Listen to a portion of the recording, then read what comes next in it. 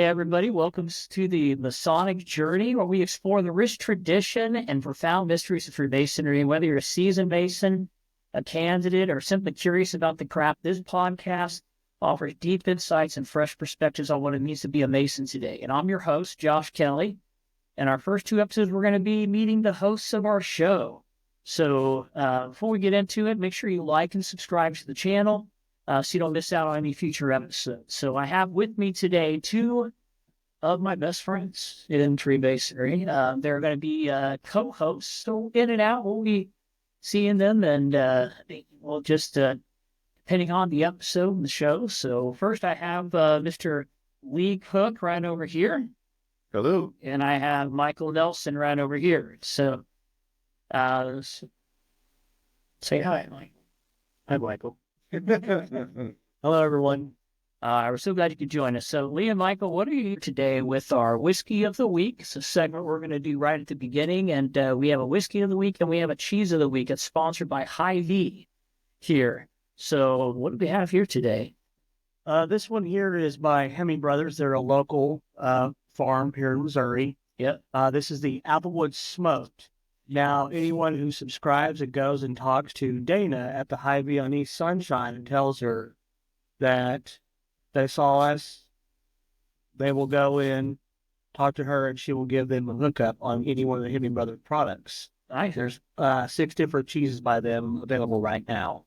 Cool. But this one specifically, I was told, was really, really good smoke flavor.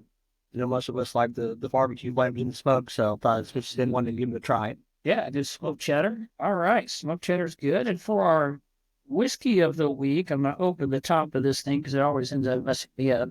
For the Whiskey of the Week, we have Maker's Mark. Now, I know everybody's going to say Maker's Mark. Everybody drinks Maker's Mark. We all know Maker's Mark, right? But this is the special one here. This was on sale at Hy-Vee for $24.88 because it is the Super Bowl champions, Kansas City Chiefs Super Bowl champions for their 2023. So it actually has on the logo on the side, it says 2022 and 2023. So $24.88 is a great price. And let's go get the rest of these. There's about 10 more left. Then after that, you got to wait till they three-peat next year and see. I'm a Steelers fan, so we'll see how that goes. So, All right. I am in Chiefs country here. So, you guys want to taste this? Sure. Absolutely. We're going to taste this up here. All right. All right. See, it's got the cool red and yellow for the red and gold, for the Chiefs. All right. Beggars can be choosy. That's right. We're going to do a pour here for you. Yep. All right. I will pour. We're going to taste this without any. Thank you, brother. All right. So this is it right here. Available at Hy-Vee, $24.88. Make sure you guys go buy the one on East Sunshine. Yep. Go see Tim. Let him know that you guys saw it here on our video, and make sure you let him know that we sent you out there. First of all, we're going to smell this and see what it smells. We're going to pretend like we're professional sommeliers. Here we go. So I think some of us are professional something. I don't know. So that smells good. It smells good. A little bit of oak flavor. Okay, let's try it out. We already tried this. I'm not waiting. That's really good. Definitely tastes caramel flavor. Yep. And it's a 90 proof, so it's got a little bit of a bite, but not too crazy at once. So Very rich. and let's see, this is a smoked cheddar, so this probably should go really well with it. I'm going to go ahead and just use my old fingers here. Grab the out piece. That's got feel. That is good. Wow, that's local here in Missouri. Wow, that's really good. The only place to get it is the East Sunshine Hy-Vee. Smoked cheddar. It's really good. So if It's a good pairing. I think they ship too. If you're not in the Missouri area and you want to try some of these out, they'll ship to you as well. Give them a call. And If they go on the Hy-Vee website, choose East Sunshine location, Dana puts out orders all the time, every week. They make custom orders from 3 people all the way up to 3,000 or 4,000. pairs very nicely with a nice glass of whiskey here. Well, all right. That's really good. All right. Yeah, this cheese, we might be snacking on this quite a bit throughout the evening here. So let's talk a little bit about you guys here, okay? Because you guys are both going to be co-hosts of the show. You're going to be on the show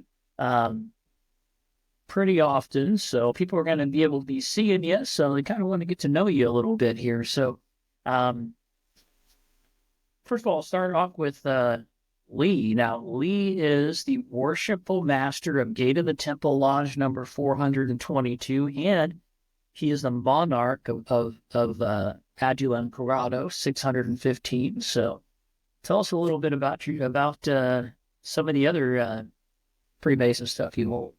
Well, along with those two items, I'm in Order of the Bath, which is Yes, loosely connected to Masonry. it's one of those if you know, you know degrees. So they recently was allowed to give the Order of the Bath in Springfield, which is usually conducted in Washington during the Masonic Week. So Yeah. it was a special occasion. We packed out that house here in Southwest Missouri. I think we had probably over 100 brothers who, So I think it was like 150 or something. like 100, it was a lot.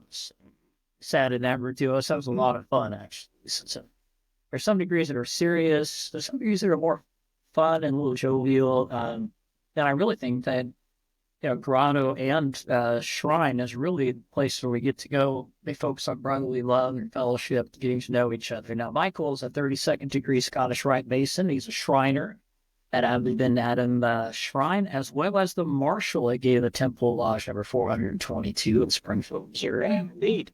All right. Tell us a little bit about what do you like about this? Tell us a little bit about your. Well, initially when I was introduced into Masonry, I was quite young. Both my uncle and my cousin had been in it for a while and said, "You should give this a try." And I, kind of wrote it off. The older I got, I said, I kind of miss having the brotherhood I had with, a lot of the travels I've done over the years. And I thought, maybe it's time to just see what's out there. Yeah. Ever since I came in, I've never regretted a moment of it. And I just wanted to keep growing more and more and more. So, Yeah. I decided to come and try out the shrine just to see what it was like, and absolutely love it. Awesome. And, just back up a little bit here. Tell us a little bit about where you're from, what was like growing up for you. Originally born in Idaho, moved down to Texas. Then when I came up this way, lived out in the country most of my life. Follow me to city boy, if you will. But, we have a big family dynamic. We're all about family, and I think that's one of the main things that really turned me on into being a Mason was, seeing that it's not just a bunch of guys just standing around. It's a real brotherhood. It's family. Yeah. Indeed. Absolutely. About you, man. Tell us about your growing up days. Well, I grew up down the road in Republic, Missouri. Not too far from here. Not too far. Way away. Way away. Yeah. Normal life, I think. Went to school, played football, and then after school, I joined the military. So that's what kind of led me into coming into Masonry was getting back that camaraderie I had in the military. So Yeah, the military definitely brother. I was in the Army and I infantry, and I know that we were here. You get close. Yeah. Pretty fast with all those brothers who you hang out with, and just you got someone who's your battle buddy. You can check everything on her, and they're checking everything on you, making sure you always have someone that has your back very. in the military. That's why a lot of military people do join Freemason, because they miss that element. Now, a little bit about myself. I'm a 32nd degree Scottish Rite Mason as well.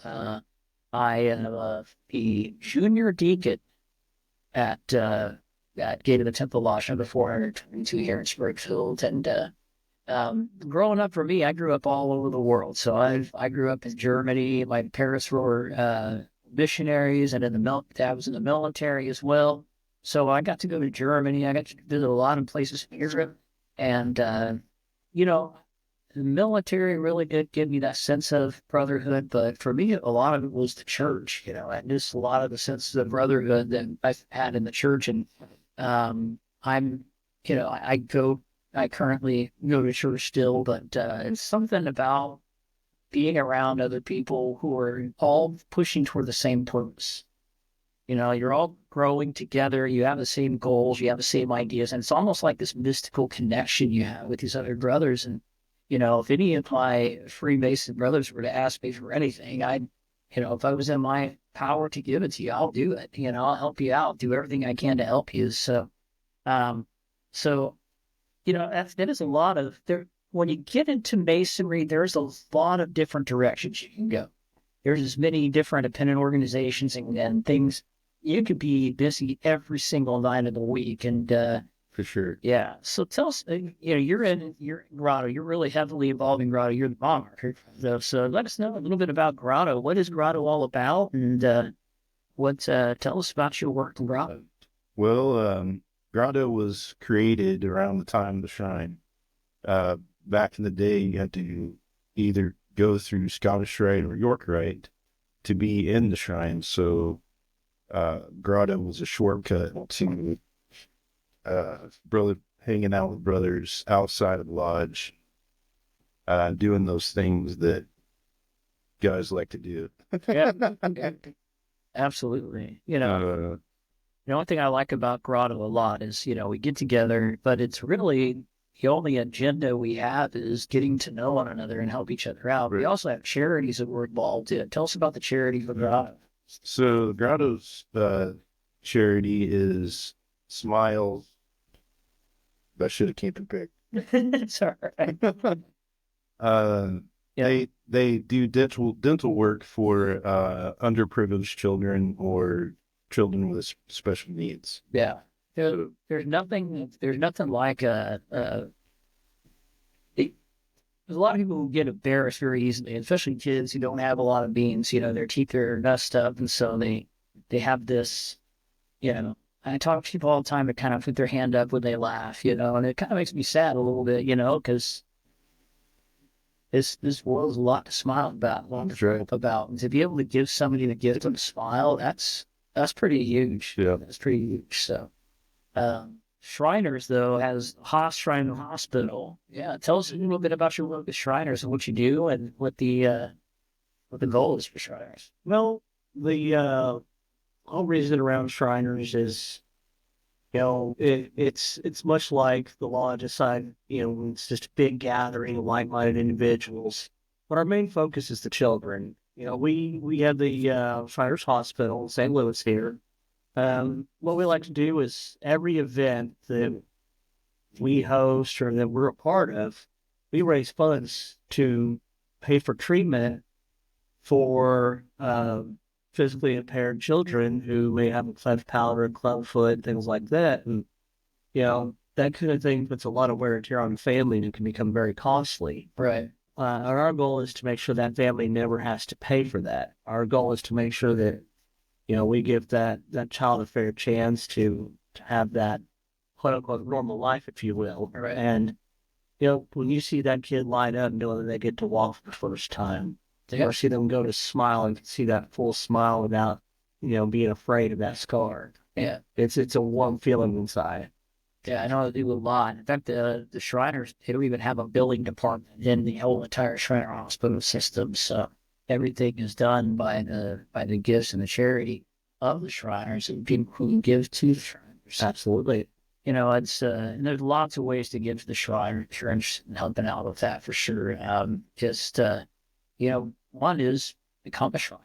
On both your organizations, what are the prerequisites? Start with Grotto here. What are the prerequisites to joining Grotto? First, you have to be a Master Mason, so you have to go through that process. Obviously, well, not obviously, you would need to speak to probably go to your Grand Lodge of your state, wherever that may be, and then you can start the process there. Mm. But after you become a Master Mason, you can join pretty much any appended body. Yeah. And then just go from there. And if you're not a Grotto in your area, you can always start at Grotto, get a few That's right. there and start at Grotto. We did that here in Springfield, Missouri, so out in Grotto. I'm a little bit before my time. We've been going about 3 years. So 3 years. Yeah, exactly. And Shriners, how can someone get involved with Shriners? Well, for Obviously, the prerequisite is have to be an actual facing, right? that if you want to go through and, just even to donate, contribute anything to help out, you can go online to www.bashrinernow.com. You can go through and see a brief history of the shrine here. You can also learn about the different outreaches we do in the community, parades, things like that, and then what we do to raise funds to help these young children. Right. Also, even if you don't become a Shriner, it's a good way to help donate and, make sure that these kids get a fair chance. Yep. Absolutely. I do like talking about charity because that's the main thing we're focused on. In fact, next to a belief in deity is the foundation of Freemasonry. Yeah. Is charity and a belief in deity, and that's where we start. We start there, and we go out from there. And there's lots of different, and there's so much you can do in the world to help people out.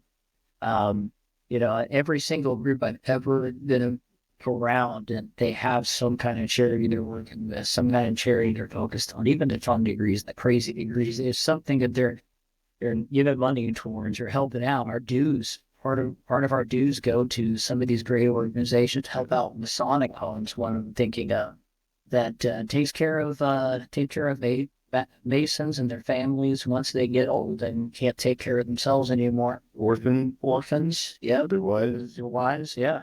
And that's part of our obligation, really, to help orphans and wives and to take care of each other. And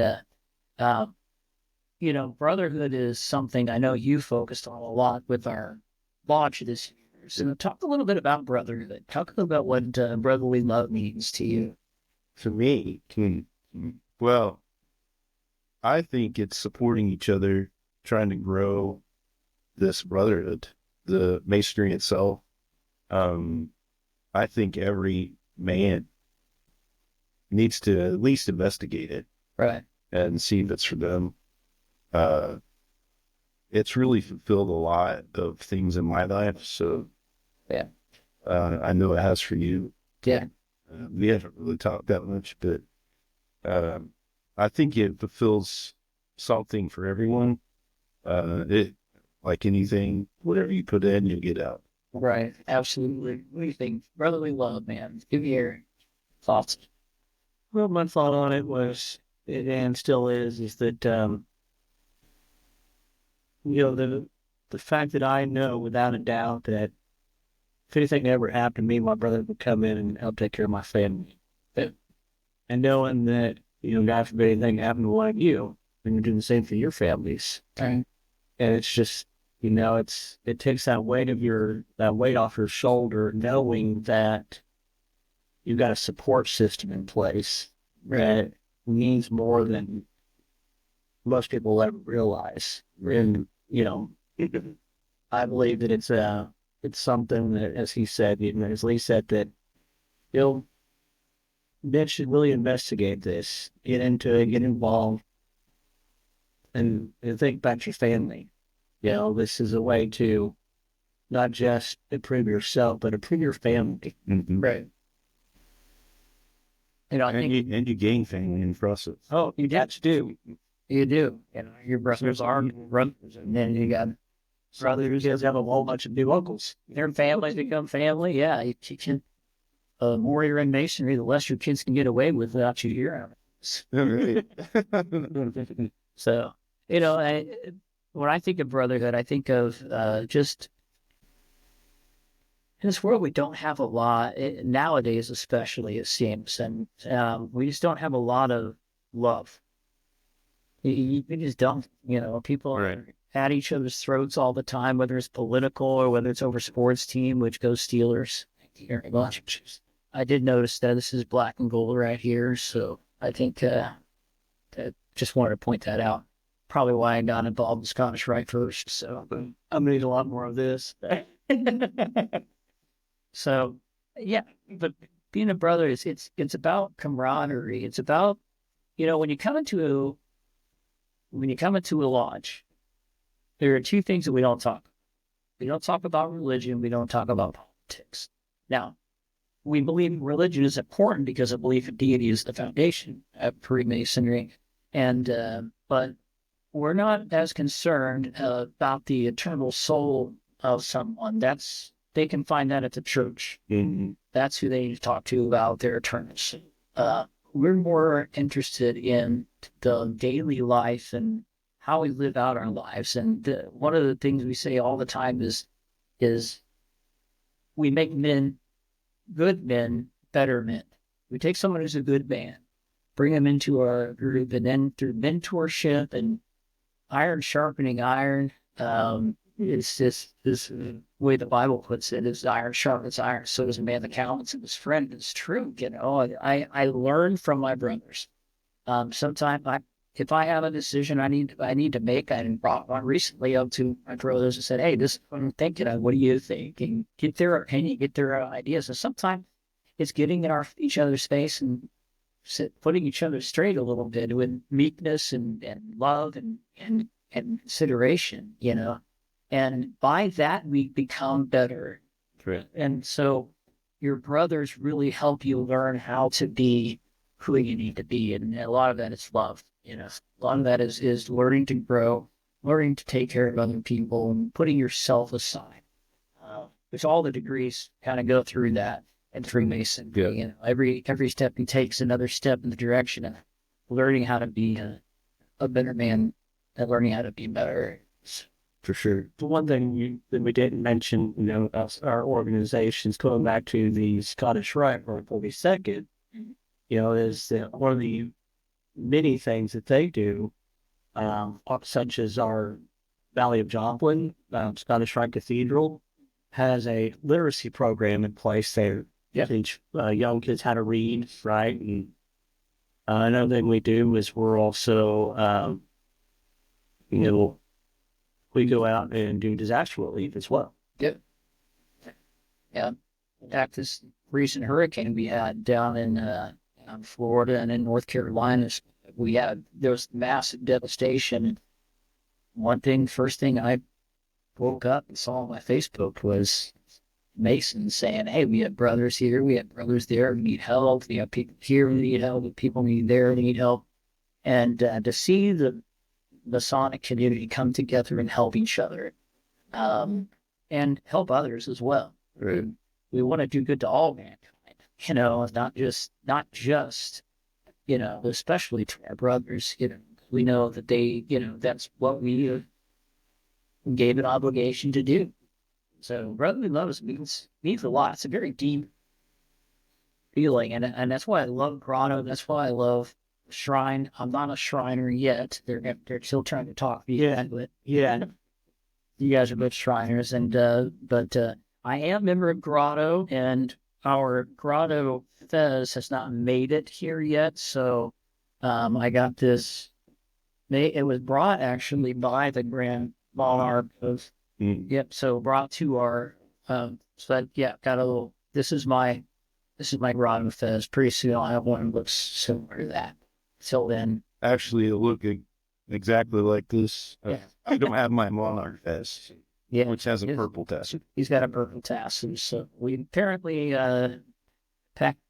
Pakistan or wherever we get them from is a little slow in getting stuff to us. So we'll get that. And when we do, we'll have a fezzing episode where we'll show our cool fezzes. Yeah, that would be cool. As soon as we get it. So. Yeah, but if you got questions or you're interested in any of these organizations, I would definitely just send a comment below. Maybe we can use the Masonic Network to try to find you a group in your area. Somewhere where you can go. And it all starts with what we call the Blue Lodge. And let's talk about the Blue Lodge for a second, because that's where everybody makes their entrance into Freemasonry in all the directions. There are some brothers, and one we're going to have on the show in a few weeks here, that has spent their entire Masonic career just in the Blue Lodge. We have a guy who's has been a Mason for 60 years. Started in Scotland. He's Scottish. And he's gone all over the world with Freemasonry. We're going to talk to him a little bit about some of the experiences he's had. But the Blue Lodge is something that's near and dear to my heart. It's what we call a Blue Lodge. We call it blue because, well, it's a good thing to call it. Because it was the blue skies that they met underneath, and they used to meet outdoors way back in the day before we got buildings and everything. Masons would actually meet outdoors. They would meet under this canopy of the sky, and so that way on hilltops, so they can see and view if somebody's coming up to steal their secrets. So a little bit about the history of Freemasonry. Freemasonry is, no one knows quite how old it is. I mean, there's a lot of guesses, there's a lot of thoughts. Some people believe it comes from the Knights Templar that kind of came up and eventually settled up in Scotland, running from Catholic Church owed them a bunch of money, and so they made them illegal so that we didn't have to pay them, so they had to run for their lives. Just to be blunt, that was in the 1300s, and some people trace it back to that. There's a lot of things that they established up in Scotland that kind of show that way. But originally, the Freemasons were people who would actually build buildings. They were stonemasons. Mm-hmm. They go to the quarry, they'd take a rough stone, they'd start beating out that stone and squaring it up so it could be fit for the builder's use. And that's what they used to do. They built these beautiful cathedrals and edifices, and these great buildings to God, and these great buildings to, for monarchs and for kings. And I grew up in Germany. Castles. Yeah, I grew up in Germany. We have a lot of castles in Germany. And this one we have is called Neuschwanstein Castle. It was about 30 minutes from my house in Germany where I grew up. So we would take trips down there. Anytime anybody came to visit us from the United States, we'd take them down to see Neuschwanstein's castle. We'd take them to a concentration camp, which was not near as fun and exciting seeing, but definitely necessary as well, I think, for everyone. But one thing we would do is we go to this castle, and you'd see these beautiful castles, and they were built, and the amount of work that went into them.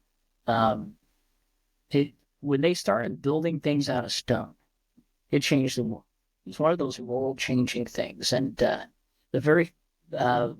goes all the way back to the stonemasons back in King Solomon's day when they built the temple, all the way through. They closely guarded their secrets. Geometry was one of their secrets, and they would closely guard that. And back then you didn't have freedom of movement like we have nowadays, thanks to our founding fathers, who many of them were Masons. We don't have they didn't have the freedom to travel, freedom to go other places. So if they reached a certain level of Freemasonry, they were invested with the secrets of Masonry, and they were able to travel to other countries and apply their trade, and they were master Masons, and they can go. That's what they call it, free. They were able to go. Freemasons, we use the term Freemasons. My favorite thing to call us is Freemasons, because we have the ability to go around, travel, go anywhere, to be able to break through Masonry. But over time, the gentlemen and everything, it was such an exclusive group that the gentlemen and the people in the higher standings, the princes, and England has like a billion different different lords and leadership, right, and dukes and everything else. We stopped caring about that in 1776 here in the United States, but 1776. Oh yes. Yeah. But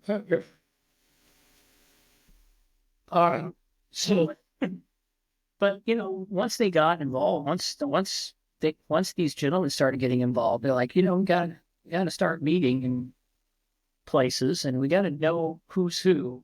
So they developed a couple of secrets. Now, people talk about the secret of Freemasonry all the time. I'll tell you a secret. The secret of Freemasonry is just how to tell another brother from another.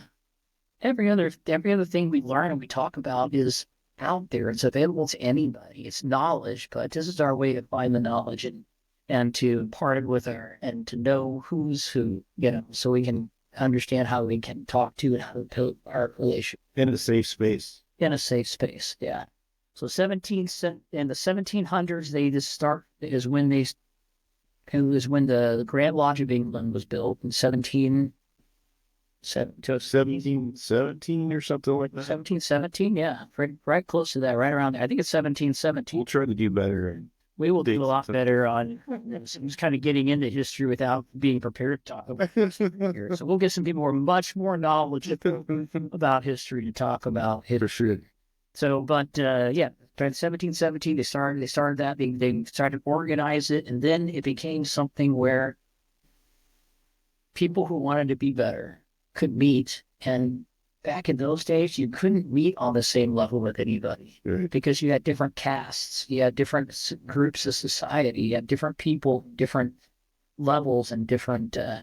But when they started meeting together, they found they had more common than not.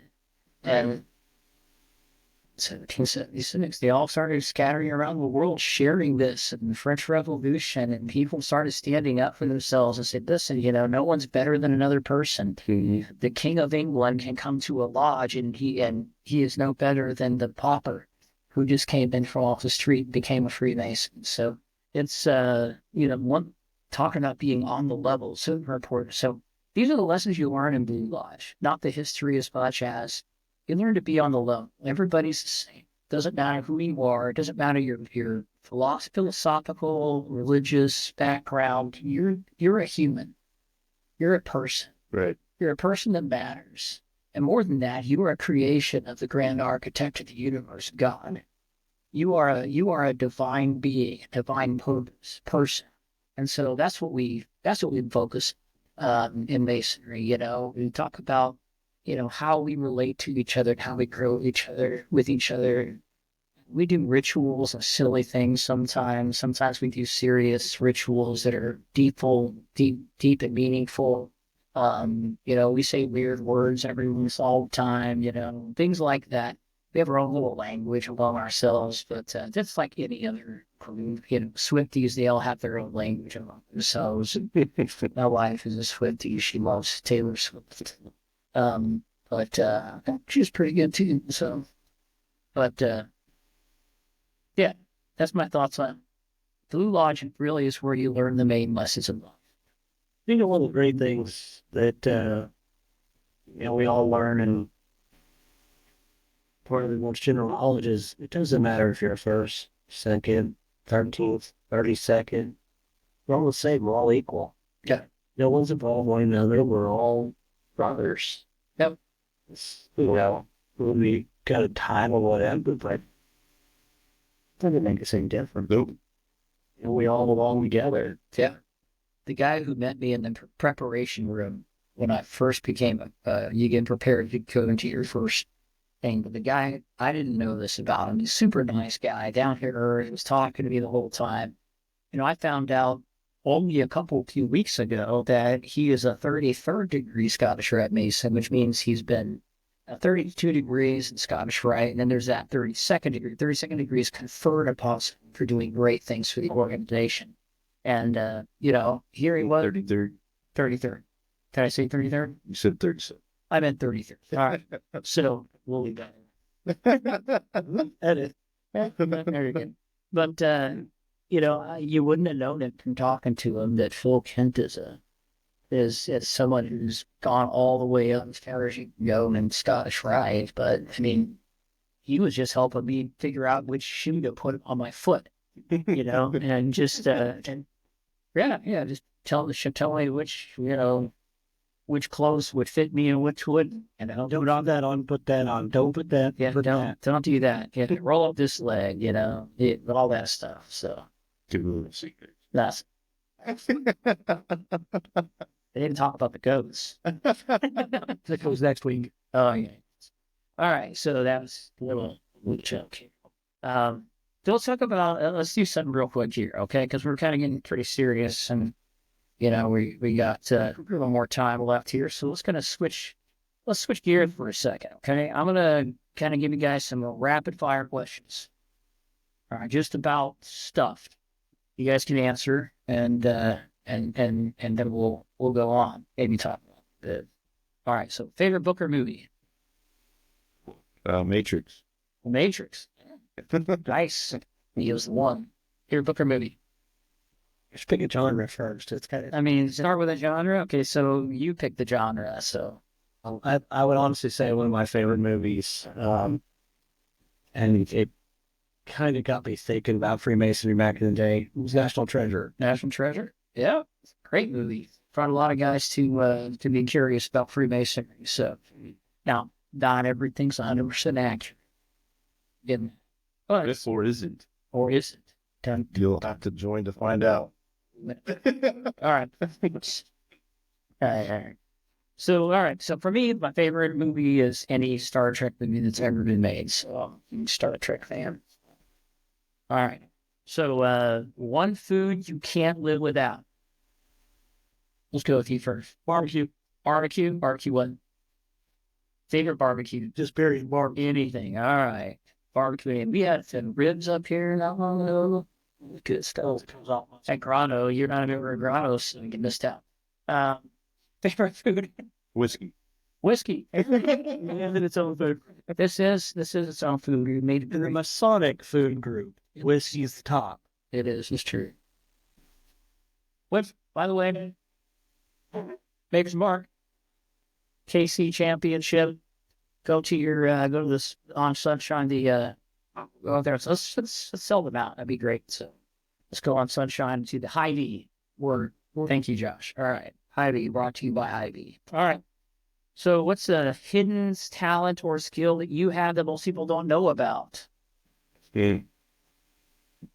I'm good at being quiet. You are. No one knows that. Just super sneaky. Nobody knows he's there. So Lee sits around, like we're in a meeting and stuff, and he's sitting there being all quiet and just listening, and you wonder, and he like starts talking. And when he talks, it's like the most profound thing, and it knocks you in your, knocks you down. I don't know about that, but sure. Yeah. He thinks, but when he speaks, he means what he says. It's good stuff. All right. Favorite talent, skill. All right. Well, no, I'm not going to prove it. You can ask my wife. But I used to sing opera. Opera. I do. Still occasionally do. And it's one of my hidden talents. Dang. So layers of Michael Nelson are falling off the scene. It's like an onion. That's right. Opera. I like onions and I like cake. Either way, it's layers. Onions and cake. Layers, yeah. Well, not together. See, I like doing woodworking. So I actually build furniture for fun when I have time to build furniture for fun. I built a big, huge table we have, farm-looking table in the living room. I like the rustic-looking stuff, though. I don't want it to be like too finished. And obviously, I'm going to sand it down. I want it to look a little bit rustic. Yeah. Dark wood. Yeah. I like doing that stuff. So, all right. Dream vacation destination. Santorini, Greece. Greece. There you go. Santorini's one of the last natural beauty isles without a lot of buildings around it. It's real overgrown with a lot of, high rises and stuff like that. It's just, and almost 90% of the hotels you're right on the water, you're on the sea. Nice. Most of your hotels got a little balcony and the infinity pool that beats. You've thought through that. I have. My wife, I've talked about it for a while, so. Santorini, Greece. Nice. Yeah. My current ideal vacation would be Alaskan cruise. Alaskan cruise. There you go. Sending brothers from Alaska want to hook us up.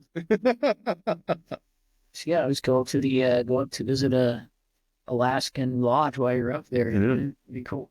All right. So, for me, I'd love to take my wife back to where I grew up in Germany and show her a little bit about Germany and Europe. She's never traveled outside the United States, so I want to fix that within the next year. So that's my goal. So, all right, if you could have dinner with any 3 people, dead or alive, who would they be? Quick. Wow. What was ready for that? Any 3 people. Sir Robert Waldo. In case you don't know who that is, he was the world's tallest man and also a Mason. I did know that. I saw a picture of him today. Another one maybe is a brother Mason most people don't know about. Shaq. Keep talk about his, him coming up in the multiple organizations. Right. Another one that's away from the past that I thought would be a really fun one would be probably Teddy Roosevelt. He was also a Mason, and he had a lot of very interesting things to say about Masonry throughout the world travels he did. So those would be my three top people that I would really hear a lot about. Nice. How about you? Any thoughts? George Washington would be cool. Georgie. That's right.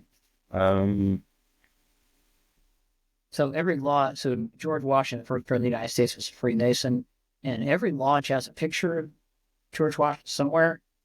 So every time I go into a lodge, I make sure I say hi to George on the way in. I'd say my grandfather. Yeah? Yeah. That'd be cool. Well, it'd be cool to see if I'm on the right track. Yeah. Sure, you're proud of you. I would. You're a good man. All right. We're a lot more person. I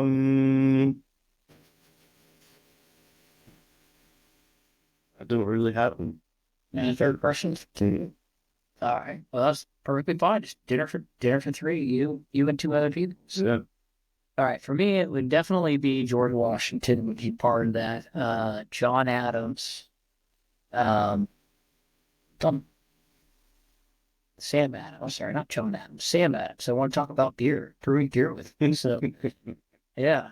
And I think the third one. Man, I wrote the question down.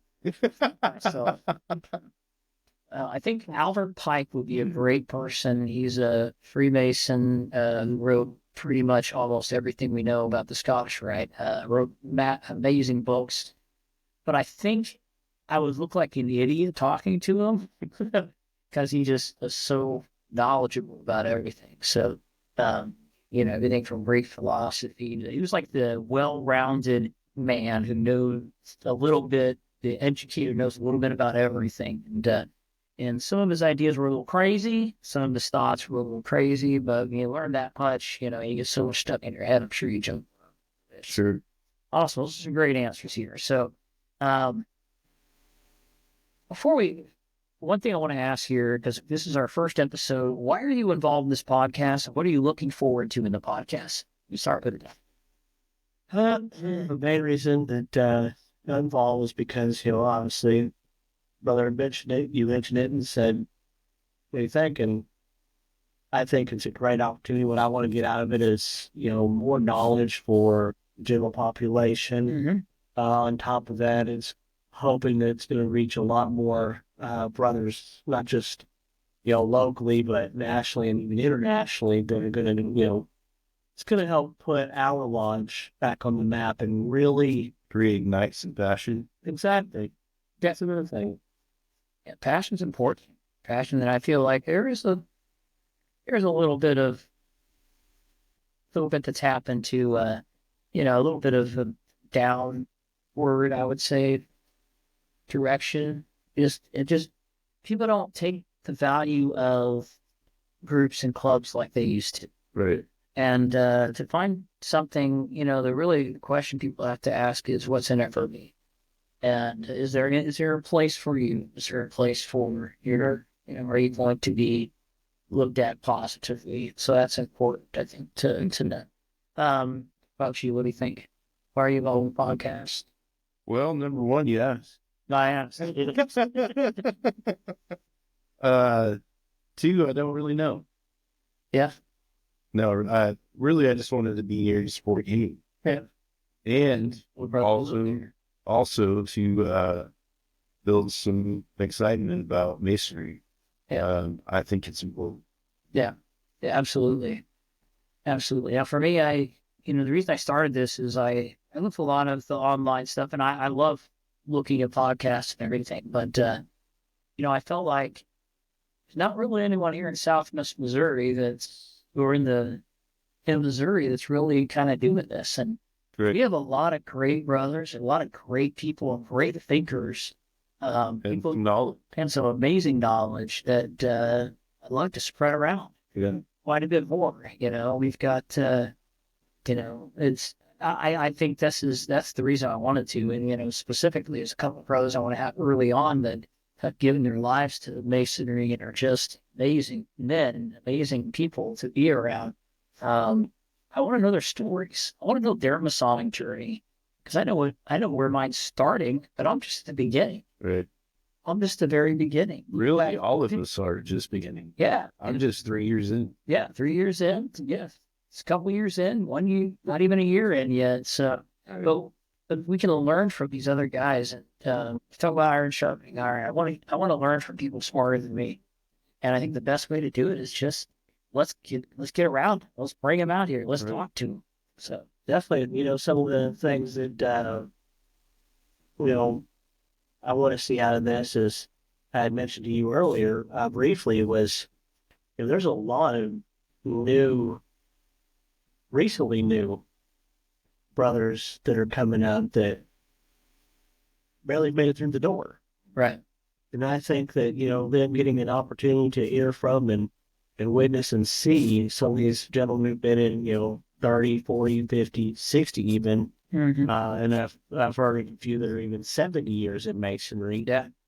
That I think those are the kind of guys that when they see that, they're going to become more surrounded by that and see that they're not alone. Right. They're going to hear the full stories of how things were and how things are. And I think that this is going to really help them along, just really kick up their journey a lot better. Yeah. Awesome. Good stuff, man. Good stuff. Well, it's a lot of good conversations, and I'm gonna thank both of you guys for sharing your story with us today as well. What are you doing? Did you share that? Yeah, I'm doing it to really get to know some of these guys in Missouri, some of these guys who are movers and shakers in our state around us, to get to know some of these guys' stories. Someone once said, the only legacy you leave is your family and what you leave after you. And so much knowledge, so much learning that some of these guys have had and life lessons. I like to sit next to these guys in lodge. I like to sit next to these guys when I get to meet them. I like to just sit there and be quiet, which it's hard for me to be quiet, but I like to sit there and be quiet, be quiet and listen. I enjoy talking, but I also enjoy, to learn from somebody who has been through it. That's the key. And hopefully, as we grow in our Masonic journey, that's why I think it's great we have guys who are just starting, and we have a couple guys who've been. One guy in particular, Keith, will introduce him next week, and he's done everything there is to do in Freemasonry. Just about. So He's trying.